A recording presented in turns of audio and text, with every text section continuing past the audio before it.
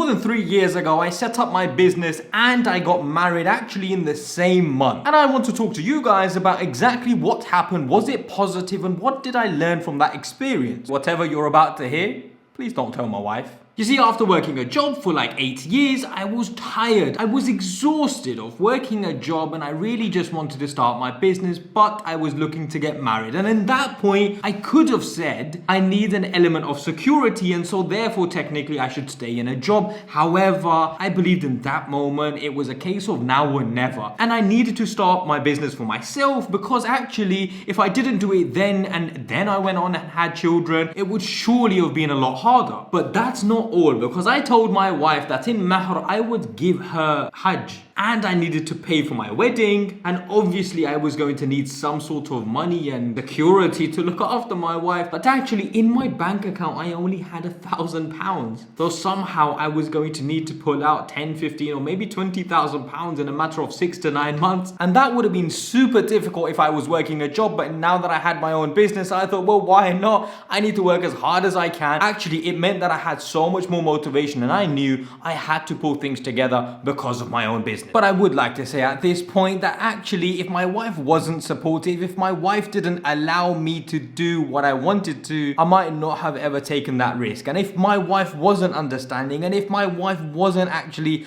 okay with the fact that I was taking such a massive risk, maybe I wouldn't have been able to get to where I am today. So first of all, I'd like to take a step away and say, I really appreciate my wife's support, because today I am where I am because actually she's allowed me to do what I do. So it's true, I did take on a massive risk. It's true that I had to pull out a lot of money. It's true that that meant I was working a lot harder. And it's also true that if my wife wasn't supportive, I might not have been able to do that. So my advice no doubt would be to you that if you want to start a business for yourself, if you want to start hustle, or if you want to do things for yourself, there are times where you need your wife, you need your husband to be supportive of those. So it's very important to have those conversations right from the beginning, because you want to make it clear that these are your plans and you are going to need someone supportive. And they should also get that sometimes you might be a little bit busy, but obviously you're doing it for them and obviously the greater Muslim. But that's not all, because I do know that my wife is not materialistic at all. And actually that means that if I buy her something like a handbag, heels or something like that, she probably won't care about it. Which therefore means that your wife or your husband, actually, if they like to go out a lot, if they like a lot of materialistic things, I mean,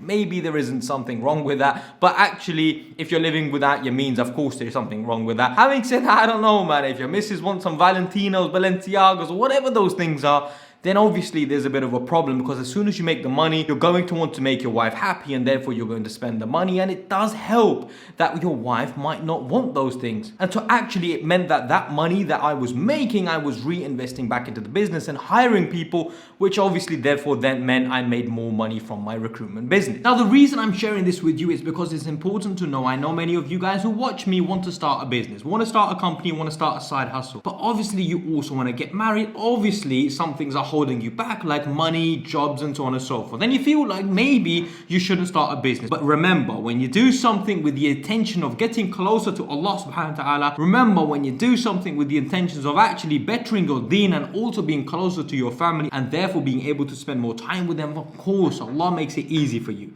And no doubt, of course, marriage is a big burden, but when you do it with the right intentions and when you do it for the sake of bettering your deen and actually completing half your deen and therefore actually becoming a better Muslim, I would say that no doubt there is barakah in your money. And so if you're going to do something, a business, a side hustle, don't think that marriage is going to stop you. Don't think your wife is going to stop you. And in fact, a supportive wife, a wife who actually supports your hustles and businesses, is actually probably one of the most empowering things. And no doubt it helped me, and I would say no doubt inshallah it will help you. So don't let that put you down. And if you have the right support system, it's all possible. And so first of all, I appreciate my wife, and second of all, that support system is super important. And thirdly, if you want to get married but you're worried or concerned about money, don't let that be the case, because money and rizq, it comes from Allah subhanahu wa ta'ala. So no doubt, if you're in a tricky or tough situation where maybe your boyfriend, girlfriend, no doubt Allah is not going to put barakah in your money. Understand? So if you get married now with the intention of making what is haram halal,